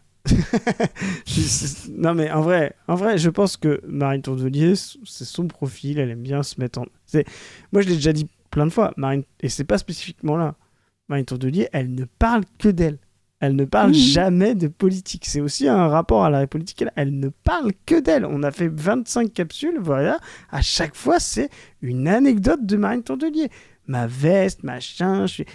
Elle a vraiment un rapport très très personnel à la politique, très très centré sur elle-même, et qui traduit sa politique. C'est-à-dire que elle fait de la politique avec de l'empathie. C'est-à-dire, elle fait de la politique, c'est-à-dire en disant « Ah bah oui, toi t'es pauvre, alors on va faire des trucs pour toi, t'inquiète pas le pauvre. Ah puis toi t'es semi-pauvre, alors on va faire pour toi des trucs. Ah puis toi t'es racisé, alors on va faire pour toi, on va te surveiller quand même si tu t'appelles Médine, mais on va quand même faire des trucs pour toi, tu vois, le racisme c'est pas gentil. Ah puis toi t'es une femme, alors on va faire des... » Tu vois, elle est dans ce truc-là, elle n'arrive pas à s'élever au collectif, quoi. C'est assez significatif de sa personne, quoi. J'allais dire c'est son côté catho, mais c'est un peu catophobe. Et c'est très catho. Du coup, c'est effectivement, il y a un côté très ouais. charité chrétienne, Oui. quoi. Oui. C'est pour ça que... Bref. C'est pour ça que ça n'a pas viré au communisme, alors que quand tu relis les principes de base, tu vas dire oui, bah, vous êtes des gros cocos, quoi. C'est ça. Mais non, la charité à l'échelle individuelle et tout. Et c'est là où l'empathie, ça fait jamais de la bonne politique, paradoxalement. Parce que c'est toujours un rapport asymétrique. C'est toujours un rapport asymétrique et le risque derrière, c'est justement de créer une société qui croit compenser l'asymétrie, mais en fait qui la normalise. Voilà. Et tu vois, tu dis ça, moi je pense que l'empathie, tu sais, ça peut être vu bizarrement. Tu vois, moi par exemple, je pense que dans mon métier, l'empathie, si on n'arrive pas à penser des soignants empathiques, c'est impossible de faire du bon soin. Tu vois, si à un moment, t'es pas dans une démarche d'être là, pas que pour ta gueule, mais aussi pour l'autre et tout. Moi, je trouve que la différence aussi, c'est que c'est une empathie individuelle, tu sais. C'est jamais une pensée du collectif, c'est jamais une pensée d'organisation collective pour trouver une solution collective. Mais c'est surtout que ce que vous faites, vous, c'est du curatif, quoi. Tu vois ce que je veux dire ? C'est pas d'ouvrir un autre monde, quoi. Tu vois, c'est genre... c'est remettre en place, souvent. Enfin, je dis ça en tant que médecin, tu vois ce que je veux dire ? Tu fabriques pas une nouvelle personne, alors que la tâche politique de la transformation collective, c'est d'ouvrir d'autres possibles, d'autres mondes, quoi. Tu vois, et c'est... Oui, faire table rase, quelque part. Donc ça, c'est effectivement l'empathie. J'ai jamais dit que c'était un problème. Qu'on soit clair. Hein. Mais non, mais je te pousse pour que tu précises. T'as raison. Tu fais bien. Mais c'est insuffisant, quoi. Voilà, c'est insuffisant et c'est risqué de s'en contenter, voilà. Oui, tout à fait. C'est pas une maladie, c'est un défi. C'est sûr que ça change plein de choses. Je vous traverse pas que ça a été vertigineux. La phrase la grossesse c'est pas une maladie. Non mais moi je vois très bien pourquoi c'est prononcé, tu vois. Ça peut vouloir dire plein de trucs. Si ça veut dire l'état de grossesse n'est pas pathologique en soi, ça fait partie des événements classiques, fréquents de la vie de beaucoup d'êtres humains sur cette planète, et ça a été le cas depuis des millions et des millions d'années. Voilà, ok. Mais la grossesse n'est pas une maladie. Moi, je l'ai beaucoup entendu, personnellement, quand j'étais enceinte. Parce que, donc, je l'avais déjà dit, mais moi, j'ai eu mes 2 grossesses assez rapprochées, et quand j'étais interne à l'hôpital. Et donc, j'avais pas fini mes études et tout ça, j'étais encore étudiante. Et c'était globalement pas très facile. Voilà. C'est impressionnant de faire ça. Je vais te dire assez sincèrement, c'était pas très facile, mais aussi parce que pour le coup, je suis dans un milieu professionnel qui est très dur. Le milieu médical est un milieu très dur. Là, les études de médecine sont des études extrêmement brutales. Il y a beaucoup de brutalité dans la pédagogie, beaucoup de brutalité entre les étudiants, beaucoup de brutalité de la hiérarchie. C'est très brutal. J'en ai parlé plein de fois, je vais pas développer. Mais du coup, moi, on m'a beaucoup répété la grossesse, c'est pas une maladie, pour justifier le fait que je me devais de tenir comme les autres. Et la loi dit qu'on a le droit de ne plus faire de garde à partir de notre 3e mois de grossesse. Moi, pour ma première grossesse, j'ai continué à faire des gardes jusqu'à 7 mois et demi, tellement j'avais pas envie de passer pour la meuf qui lâche les autres, de mettre les autres dans la merde, de passer pour la feignasse, et puis la grossesse, c'est pas une maladie, etc., etc. J'étais vraiment là-dedans, et je trouve qu'il y a un truc dans une société capitaliste, avec un rapport au travail extrêmement brutal et tout, dire la grossesse n'est pas une maladie, c'est aussi une manière de justifier le fait que oui, certes, c'est pas une maladie, mais c'est pas non plus l'état normal, quoi. Faut arrêter de déconner. Il y a plein de meufs, les 3 premiers mois, elles font que gerber leur trip sa mère, tu vois. Donc, c'est pas ouf. Il y a plein de meufs qui font du diabète pendant leur grossesse, qui ont des douleurs ligamentaires, parce qu'en fait, putain, t'es quand même en train de fabriquer un être humain à l'intérieur, tu vois. C'est pas non plus totalement wouhou. Il y a quand même un petit peu un truc physiologique qui se passe dans ton corps. C'est un peu engageant, tu vois, quand même, comme truc. Ton corps grossit, c'est pas du tout les mêmes volumes que tu connaissais d'avant. Tu peux avoir tout un tas de problèmes, de sciatique, de machin, de reflux gastrique. Enfin, tu vois, de trucs physiques qui sont pas forcément des grosses complications, parce qu'après, bien sûr, les grossesses exposent à des grosses complications aussi. Il faut rappeler que, certes, l'humanité, depuis des millions d'années, a toujours fonctionné avec des grossesses, des accouchements et tout, mais je me permets de rappeler ça, j'en avais beaucoup parlé dans la vidéo Anti-Tech Résistance, mais rappelons quand même que jusqu'à il y a très peu de temps, fin 18e siècle en France, seulement 1 enfant sur 2 atteint l'âge adulte. Il y a une mortalité périnatale de dingue, avec quasiment un bébé sur 5 qui meurt dans le premier mois de vie, ou juste après la naissance ou dans le premier mois. 1 enfant sur 3 qui meurt avant l'âge d'1 an et 1 sur 2 qui meurt avant l'âge de 10 ans. On ne se rend plus compte de ça parce que le niveau de progrès technique, de médecine, etc. a changé la donne. Pareil, pour l'accouchement est extrêmement dangereux dans l'espèce humaine quand il n'y a pas d'assistance médicale. Et on estime que les femmes qui mouraient en couche, c'était de l'ordre d'une femme sur 20. Je ne sais pas si vous vous rendez compte du délire, compter le nombre de femmes que vous connaissez dans vos vies. C'est de la folie. Ça voudrait dire que dans chaque classe d'école primaire de France, il y a 1 ou 2 enfants qui ont perdu leur maman à l'accouchement. C'est de ça dont on parle, quoi. Donc en fait, certes, c'est pas une maladie, mais en fait, il peut quand même y avoir des maladies qui y sont liées, et ça reste un état de vulnérabilité où, alors après, il y a des meufs, tu vois, jusqu'à 2 jours avant d'accoucher, elles sont là, elles font du sport et machin et tout, elles forcent à elles, et moi, je pense qu'il faut s'organiser pour que les meufs soient le mieux possible pendant leur grossesse, le plus longtemps possible et tout, pas de problème. N'empêche que ce discours de la grossesse, c'est pas une maladie, dans la société dans laquelle nous vivons, avec le niveau d'intensité, d'extorsion de la plus-value, d'exploitation par le travail et tout, c'est vraiment la porte ouverte à des trucs de merde. Et moi, vraiment, j'avais mes chefs de médecine. Donc, en grande majorité, les chefs étaient des mecs. Le peu de meufs qui avaient accédé à des postes de chefs qui avaient 50 ans et tout ça, à cette époque-là, c'était des meufs qui avaient dû surperformer, tu vois, le fait d'être des bonhommes encore plus que les bonhommes, quoi. Et moi, j'avais vraiment une meuf, notamment, qui m'avait répété tout le temps de mes 2 grossesses, que elle, de toute façon, elle avait bossé jusqu'à 12 heures avant d'accoucher, elle avait repris 3 jours après, et que c'est bon, c'était quand même pas une sinécure et tout. Et j'ai envie de dire, écoute, je veux dire, t'es hyper contente d'avoir une vie de merde, force à toi, tu vois, mais moi, j'ai pas envie d'être dans ton équipe, j'ai pas envie de bosser jusqu'à 9 mois, j'ai pas envie de perdre les os au taf, j'ai pas envie de reprendre alors que mon bébé, il est pas enfin, tu vois, il a 3 jours, enfin, je sais pas. Ouais. Donc voilà, donc cette phrase de la grossesse n'est pas une maladie me saoule. Et voilà, je voulais vous mettre cette fin de vidéo parce que ça me gave. Alors après, elle va parler longuement des enjeux de natalité. Elle va parler aussi de ce que c'est que concilier le fait d'avoir un tout petit bébé et de continuer à avoir une activité. Donc elle parle voilà, de ses collègues qui allaitent dans l'hémicycle et que chez les Verts, ils savent faire ça, etc. Ouais. Moi, ce qui est intéressant, je trouve, c'est ce que tu dis sur la... C'est pas une maladie et c'est pas un mode normal non plus. Les femmes se sont battues justement pour que la normalité soit pas rattachée au fait d'être mère. En fait, justement, la norme pour les femmes, c'était souvent d'être mère. En fait, c'était leur mode normal, etc. Et justement, l'individuation des femmes, qui est arrivée après les hommes, qui a été une conquête révolutionnaire et qui est toujours en train de se faire, qui est pas loin d'être aboutie, c'est aussi justement de faire en sorte que ne pas avoir d'enfant, c'est aussi normal, voilà, dans toute sa vie ou dans des moments de sa vie. Voilà, et c'est aussi la réduction des naissances, tout ça. Donc effectivement, les femmes sont au cœur même de justement penser l'état de la vie de manière très différenciée. Et c'est aussi, je le dis clairement, c'est les femmes apportent une révolution au monde, mais au monde de manière générale. Elles vont montrer que le corps peut être totalement indisposant. Moi j'aime bien, tu sais, des fois ça dit des choses, je trouve, les traductions. Tu sais, en espagnol, tu dis... Embarazada. Ouais, c'est ça. Tu sais, ça m'a toujours fait marrer, genre de traduction embarrassée, tu vois, ou même pregnant en anglais, tu vois, le côté prégnant qui vient du vieux français, prégnant, tu vois, le côté, c'est attention, faut faire attention, c'est une femme enceinte, tu vois, ce qu'on disait un peu tout à l'heure, tu vois. Et on voit que c'est vraiment un rôle social, en fait, ça a longtemps été quelque chose de fondamental. Et se libérer de ça, ça a été très important.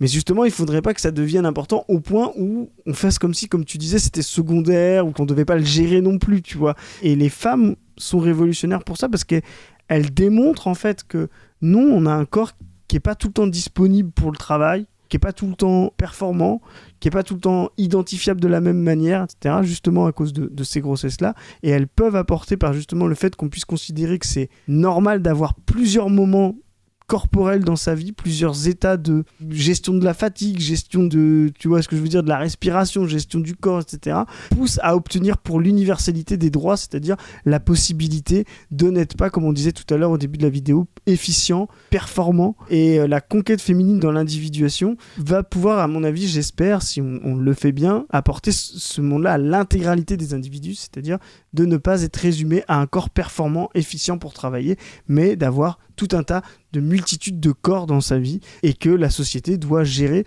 et que la normalité c'est ça, c'est la multitude et non pas l'uniformité. Voilà. Totalement. Et pour terminer sur cette vidéo qui est déjà longue, les amis, mais en fait, il y aura encore des milliards de trucs à dire sur ces questions, qui sont des questions dont je trouve la gauche ne s'empare pas assez. Les questions liées, pas que d'ailleurs à la grossesse, etc., mais plus largement les questions liées au corps, à la maladie, au validisme, à son imbrication avec le travail notamment. Et plus largement, là, on ne va pas développer, mais peut-être que comme on va suivre la grossesse de Marine et qu'on va suivre l'accouchement de Marine et qu'on va avoir Marine avec son bébé en écharpe qui fait les marchés pendant la campagne et tout, on va pouvoir en reparler, je pense. Mais là, après, elle part sur des takes qu'on va pas développer parce que c'est déjà très long. Mais où, voilà, je vous dis, le truc de allaiter dans l'hémicycle, etc. Moi, j'entends ce truc de il faut qu'on puisse penser des sociétés où, c'est pareil, les enfants ne sont plus exclus du monde social. Il est normal que des enfants existent dans l'espace public, existent dans les transports, existent dans la rue, existent dans les restos, existent dans nos moments entre amis, etc. Ça, c'est vrai. Maintenant, le discours un peu working mom de voilà, moi j'allaite en 2-2, entre 2 calls, machin, et après je vais à la salle de sport et tout. C'est vraiment un discours qui est très très orienté vers des femmes d'une certaine classe sociale. La réalité, c'est que les working moms, justement, le gros, c'est des femmes prolétaires qui se tapent des horaires de travail de merde, qui parfois élèvent leurs enfants seuls. Je rappelle que les familles monoparentales sont les familles les plus précarisées de cette société et elles sont des millions, littéralement des millions. Et donc, il y a une vraie question à se poser de repenser. Moi, le truc de je veux pouvoir aller allaiter dans l'hémicycle, ok, mais tant que tu vas pas aller clairement parler de service public de la petite enfance, d'organisation collective de la protection, notamment, et de la possibilité de t'arrêter longtemps après la naissance de ton bébé, parce que moi, perso, j'avais pas envie d'aller allaiter au taf mon bébé. J'avais envie d'être chez moi avec mon bébé. Et ça, on est peut-être toutes différentes là-dessus. Mais en fait, tu devrais aussi pouvoir avoir le droit de t'arrêter longtemps, d'allaiter aussi longtemps que tu en as envie, etc. D'avoir une société qui est organisée pour que ça soit OK que tu puisses le faire et d'avoir des solidarités autour de toi qui ne sont pas que des solidarités uniquement qui jouent sur ta famille, etc. Mais aussi pas que des solidarités professionnelles, c'est-à-dire des solidarités où on organise des services publics costauds, qui fonctionnent très bien, et aussi la possibilité que chacun se libère du temps pour prendre soin des gens qui sont autour de lui, et pas que les gens à qui il y a un lien de sang et de parentalité directe, mais peut-être des amis, etc. Moi, quand ma deuxième fille est née, donc les deux étaient très rapprochés, j'avais les 2 bébés à temps plein, mon mec reprenait 11 jours après. Je sais pas si vous imaginez le niveau de maltraitance que c'est, en fait. C'est de la folie, quoi. Il reprenait 11 jours après. Moi, j'avais eu, voilà, sans rentrer dans les détails, j'avais fait une hémorragie de zinzin. J'avais plus de sang. Je tenais pas debout. J'avais un bébé d'1 an et demi, un bébé de 3 jours, parce que bien sûr, l'hosto m'a laissé rentrer parce que j'étais médecin, je savais faire, et qu'il fallait libérer de la place parce qu'il y avait plus assez de lits. T'es là, t'as tes 2 mômes. Ton mec a repris au bout de 11 jours. Moi, ce qui m'a sauvé la vie, c'est que 2 de mes meilleurs amis, parce que c'était en plein été et que leur métier leur permettait, sont venus vivre chez moi. Et elles m'ont fait à manger, fait les courses, fait le ménage, rassuré et dit des trucs sympas. Et elles se sont occupées de ma grande. Ça m'a, je vous jure, ça m'a sauvé la vie. Je pèse mes mots. Ça m'a sauvé la vie. Et ça a été aussi un truc hyper agréable pour moi que ça soit des gens qui étaient de proches et pas que des professionnels. Et en fait, il faut les deux. Un service public hyper costaud et une société organisée pour qu'on puisse se donner ce temps-là. Si je peux vous donner un conseil, si vous avez des potes autour de vous qui vont avoir des bébés, des gens de votre famille, etc., ou si vous-même vous allez avoir des bébés et qu'on vous demande tu veux quoi, plutôt qu'offrir la 1000e tenue en 6 mois. Alors faites ce que vous voulez, si vous voulez offrir la 1000e tenue en 6 mois, pas de problème, mais sérieux, vous demandez à vos potes c'est quoi ton plat préféré, vous lui faites, vous lui ramenez pour qu'il puisse le congeler s'il a un congèle. Vous allez être le roi du monde, vous allez être le meilleur pote de l'univers. Vous proposez d'emmener le grand au ciné une après-midi pour que les parents puissent se reposer avec le tout petit. Enfin, vraiment, se libérer du temps les uns pour les autres. Prendre soin pas que sur des gestes techniques et tout, mais sur des trucs, refaire société, refaire de l'abondance de temps qu'on a à se donner les uns les autres. C'est des organisations de travail communistes qui nous permettraient de penser des choses comme ça. Mais moi, j'aurais aimé, quand ma pote qui est venue chez moi après la naissance de ma deuxième a accouché de son deuxième et qu'elle en chiait aussi, j'aurais aimé pouvoir m'arrêter et lui donner ce temps. J'ai pas pu parce que l'organisation du travail ne le permet pas actuellement. Et peut-être qu'un objectif de société, plutôt que faire des congés fausses couches et de se battre pour que les femmes bourgeoises qui ont accès à devenir députées puissent allaiter dans l'hémicycle, c'est penser ce truc de manière beaucoup plus collective, repenser le rapport validiste qu'on a au travail, repenser le rapport individuel et de propriété qu'on a aux enfants, repenser ça dans un contexte collectif où on essaye de se centrer sur les besoins des gens, les besoins de ces tout petits bébés qui arrivent et qu'on accueille dans des conditions de merde alors qu'on a un niveau de développement technologique, etc., qui nous permettrait de faire ça tellement mieux, putain, tellement mieux pour les bébés qui naissent, tellement mieux pour les adultes qui s'en occupent. Tout est maltraitant dans la manière dont on s'organise, alors que en vérité, on pourrait penser l'abondance l'abondance dans le relais qu'on a, la possibilité qu'on a de s'arrêter, de prendre soin de nos corps, de prendre soin du corps des autres. Et il faudra qu'on développe beaucoup plus ces idées-là. J'espère que cette longue capsule vous a quand même intéressé. C'est pas des sujets qu'on aborde souvent. C'est une capsule du samedi, voilà, c'est les capsules d'approfondissement. Donc c'est ce que les gens viennent chercher le samedi, peuvent continuer le dimanche. C'est ça. Voilà, ça les fait réfléchir. C'est ça. Sur ce, les amis, il me reste à vous suggérer d'aller voir ce qu'on fait sur les autres médias de La Brèche. Vous pouvez aller lire la revue Position Revue, excellente revue. Allez lire notamment le numéro L'Empire masculin. Il y a des gens super chouettes qui ont écrit dedans. Vous pouvez aller voir la chaîne On ne veut plus, qui est la chaîne où on relaie les luttes des collectifs militants. Très récemment, on a fait un entretien avec une militante de la FSE, la Fédération syndicale étudiante, un syndicat de lutte d'inspiration très marxiste, etc., voire même un peu Mao en réalité. Mais très intéressant à écouter, la camarade. Vraiment, je vous conseille d'aller écouter ça. Il y a plein d'autres contenus dans plein d'autres endroits. Et surtout, ça y est, le podcast des chroniques de l'exploitation que vous nous avez envoyé en masse et que vous pouvez continuer à nous envoyer ces chroniques où vous nous racontez vos expériences de travail. Et on en a beaucoup parlé aujourd'hui des expériences de travail. On les passe enfin en podcast. Le premier épisode est sorti, je pense, quand vous verrez cette vidéo, il y a quelques jours. Je ne peux que vous conseiller d'aller écouter cet énorme banger. On va en sortir plein d'autres.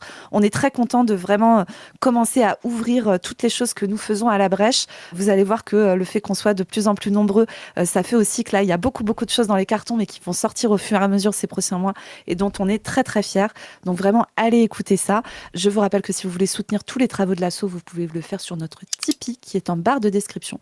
Merci énormément aux gens notamment qui nous font des dons récurrents parce que c'est ce qui nous permet de pérenniser l'asso et de se projeter dans les nouveaux projets. Et sur ce, les amis, il me reste à vous dire de toujours lutter pour des droits qui sont universels et non particuliers, de toujours ne rien lâcher, d'essayer d'être le plus sympa possible avec les personnes qui vont accueillir des bébés et les bébés en question. Et sur ce, à plus tout le monde, salut. Salut les gens. Salut.